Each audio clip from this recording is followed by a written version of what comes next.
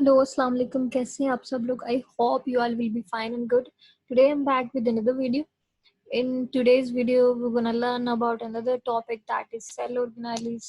हम cell organelles के बारे में बात करने जा रहे हैं. तो सबसे पहले हम देखेंगे कि ऑर्गेनेलिस होती क्या है. बेसिकली ऑर्गेनेलिस स्मॉल स्ट्रक्चर्स होती है जो सेल के अंदर प्रेजेंट होती हैं और वो अपना जो है उनको जो स्पेसिफिक फंक्शंस असाइन हुए होते हैं बाय सेल, तो वो उसको परफॉर्म कर रही होती है.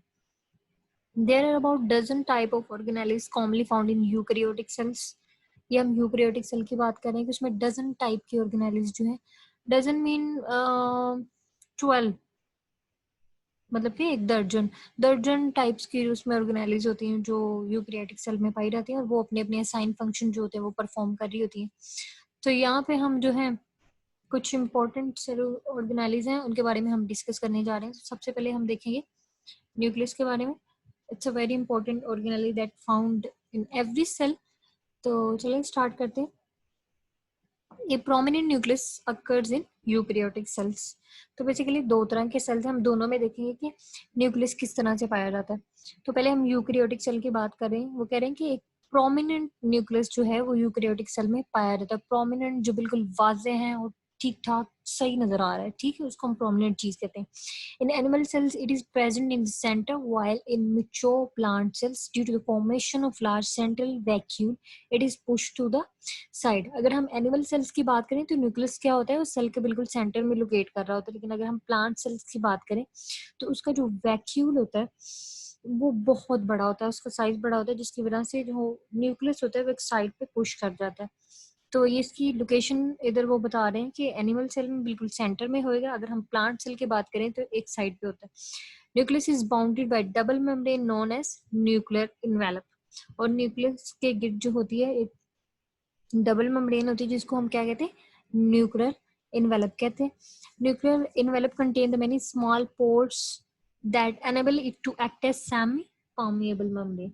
और इसके गिर्द जो ये न्यूक्लियर मेम्ब्रेन है, इसका काम क्या होता है, इसके ऊपर बहुत से पोर्स होते हैं, छोटे छोटे जो होते हैं ना, सुराख होते हैं, जो क्या करते हैं, जिसकी वजह से ये एक सेमी परमेएबल मेम्ब्रेन के तौर पर एक्ट करता है. पीछे मैंने आप लोगों को बताया था कि सेल मेम्ब्रेन भी सेमी परमेएबल का मतलब होता है कि वो कुछ चीजों को ऐसी नेसेसरी चीजें जो मतलब कि जिसकी नेसेसिटी है उस सेल को, वो उसको सेल के अंदर रहने देती है. जिनकी उसको नेसेसरी नहीं होती, मतलब कि जो उसके लिए इंपॉर्टेंट नहीं होती, उसे सेल के बाहर जाने देती है. तो सेमी परमेएबल मतलब कि छांटी कर रही होती है वो डिफरेंट मॉलिक्यूल्स की सेल के अंदर.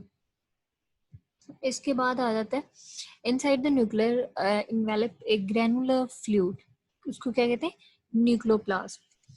जो न्यूक्लियस के अंदर है, अब इनसाइड द न्यूक्लियर इन्वेलप अब हम बात कर रहे हैं, उसमें क्या होता है, ग्रैनुलर फ्लूइड होता है जिसको हम न्यूक्लियोप्लाज्म कहते हैं.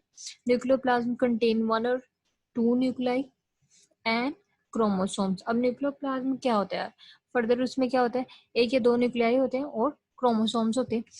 Nucleus is a dark spot and it is site where the ribosomal RNA are formed and assembled as ribosomes. अब क्या कह रहे हैं, वो कह रहे हैं कि न्यूक्लियर जो हमारे पास न्यूक्लियस है वो एक डार्क स्पॉट है, जो है वो डार्क कलर का धब्बा है. एंड इट इज साइट, और ये वो साइट है जहाँ पे जो राइबोसोमल आरएनए होता है वो बनता है और वो असेंबल होके आगे राइबोसोम बनता है, राइबोसोम बन जाता है. Chromosomes are visible only during the cell division, while during interface of cell they are in the form of fine thread like structure known as chromatin. तो वो कह रहे थे जो क्रोमोसोम्स हैं वो तभी सिर्फ विजिबल होते हैं जबकि सेल अपनी डिवाइडिंग स्टेज में होता है. और जब वो नॉन डिवाइडिंग स्टेज में होता है, क्योंकि there are basically two types of divisions in cells, meiosis and mitosis.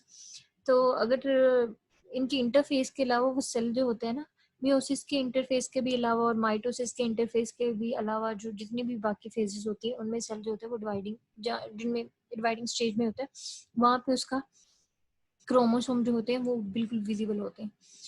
तो वो किस फॉर्म में विजिबल होते हैं, in the form of threads, जिनको हम क्या कहते हैं, क्रोमाटिन कहते हैं. ठीक है, आगे आ गया. Chromosomes are composed of DNA and protein. जो अब वो कह रहे हैं कि क्रोमोसोम फर्दर आगे डीएनए और प्रोटीन से मिलकर बना होता है. अगर हम प्रोकैरियोट की बात करें तो cell do not contain permanent nucleus. पहले हमने यूकैरियोट, इधर तक हमने इधर तक हमने देखा है कि यूकैरियोट्स में क्या हो रहा है। इधर से हम देख रहे हैं कि प्रोकैरियोट में क्या हो रहा है। कि प्रोकैरियोट में जो हमारे पास न्यूक्लियस है वो परमानेंट नहीं है, ठीक है। their chromosomes are made up of DNA only and submerged in cytoplasm। और उनके जो क्रोमोसोम्स होते हैं, न्यूक्लियस के अंदर क्रोमोसोम्स पाए जाते हैं, और जो क्रोमोसोम्स होते हैं वो सिर्फ किससे मिलकर बने होते हैं, डीएनए से मिलकर बने होते हैं, और साइटोप्लाज्म के अंदर वो सबमर्ज हुआ हुआ होता है, ठीक है। वो बिल्कुल इधर हम अगर हम यूकैरियोट्स में बात करें तो न्यूक्लियस बिल्कुल प्रोमिनेंट होता है, अलग होता है, उसके ऊपर एक न्यूक्लियर इन्वेलप होती है, मतलब कि वो एक सेपरेट चीज है, मतलब कि साइटोप्लाज्म में वो मिक्स नहीं हुआ हुआ था। अगर हम प्रोकैरियोट्स की बात करें तो उसमें ये क्या होता है, ये साइटोप्लाज्म में मिला हुआ होता है, मिक्स हुआ, सबमर्ज हुआ हुआ होता है, मतलब कि इसके गिर्द कोई भी न्यूक्लियर इन्वेलप नहीं, कुछ ऐसा सीन नहीं जो जैसे ऊपर यूकैरियोट्स में हो रहा है। तो यही था। नेक्स्ट इसकी ये डायग्राम आ गई हमारे पास। ये न्यूक्लियर पोर्स है। ये मैंने आप लोगों को पीछे बताया कि न्यूक्लियर पोर्स क्या है। ये सेमी परमिएबल इसको बनाते हैं, इसकी मेम्ब्रेन को। और ये न्यूक्लियस है बेसिकली, और ये न्यूक्लियर इन्वेलप जो इसके इर्द गिर्द, न्यूक्लियस के इर्द गिर्द होती है। और ये न्यूक्लियस है हमारे पास। और ये क्या है, chromatin in the form of condense, मतलब कि जब क्रोमोसोम, न्यूक्लियस बेसिकली क्रोमोसोम्स मिलकर बना होता है ना, और जो क्रोमोसोम्स होते हैं वो आगे डीएनए एंड प्रोटीन से मिलकर बने हुए होते हैं। तो ये क्रोमाटिन है जी। क्रोमोसोम जबकि condense form, third like form में होते हैं ना, तब उनको हम क्रोमाटिन कहते हैं। मैंने ऊपर आप लोगों को बताया। तो ये क्रिस्टीज होगी। ये एक प्रॉपर न्यूक्लियस की जो है स्ट्रक्चर, इसमें आप देख सकते हैं। तो ऊपर हमने क्या पढ़ा है, दो तरह के जो हमारे पास हैं सेल्स हैं, यूकैरियोट, उनमें हमने न्यूक्लियस को देखा है। फिर हमने प्रोकैरियोट्स में न्यूक्लियस को देखा है। जो यूकैरियोट्स हैं उनमें क्या होता है, न्यूक्लियस क्या होता है, प्रोमिनेंट न्यूक्लियस होता है। और अगर हम एनिमल्स की बात करें तो एनिमल्स में जो न्यूक्लियस होता है वो बिल्कुल सेंटर में होता है सेल के। और अगर हम प्लांट्स की बात करें तो प्लांट्स में न्यूक्लियस जो होता है वो साइड पे होता है, क्योंकि उसके वैक्यूल का जो साइज होता है वो बहुत बड़ा होता है, और साइज बड़ा होने की वजह से वो न्यूक्लियस को एक साइड पे पुश कर देता है। इसके बाद हमने बात की कि यूकैरियोट्स में और न्यूक्लियस की किट में एक बाउंड्री होती है, डबल मेम्ब्रेन, जिसको हम क्या कहते हैं, न्यूक्लियर इन्वेलप कहते हैं। और न्यूक्लियर इन्वेलप में फर्दर स्मॉल पोर्स होते हैं जो उस न्यूक्लियर इन्वेलप को सेमी परमिएबल मेम्ब्रेन बना रहे होते हैं। और इसके बाद हमने देखा है जी, अब न्यूक्लियर इन्वेलप के अंदर क्या हो रहा है, ये हमारे पास एक फ्लूइड होता है जिसको हम क्या कहते हैं, न्यूक्लियोप्लाज्म कहते हैं। अब न्यूक्लियोप्लाज्म में एक से दो न्यूक्लियाई होते हैं, और साथ क्या होते हैं, क्रोमोसोम्स होते हैं, न्यूक्लियोली, और साथ क्रोमोसोम्स होते हैं। Nucleus is the dark spot, और ये डार्क स्पॉट होता है, ये वो साइट है जहाँ पे राइबोसोमल आरएनए है जो वो बन रहा होता है। इसके बाद वो असेंबल हो रहा होता है राइबोसोम्स की फॉर्म में। फिर जो क्रोमोसोम्स होते हैं जो हमारे पास न्यूक्लियस में होते हैं वो तब विजिबल होते हैं जबकि वो कोई भी सेल डिवाइडिंग स्टेज में होता है। जब वो नॉन डिवाइडिंग स्टेज में होता है तब वो विजिबल नहीं होती। डिवाइडिंग स्टेज कब होती है, बेसिकली सेल में डिवीजन दो प्रोसेस के जरिए होती है, एक मियोसिस एंड माइटोसिस। और अगर मियोसिस के इंटरफेस की बात करें तो उसमें भी हमारे पास जो है सेल डिवाइड नहीं हो रहा।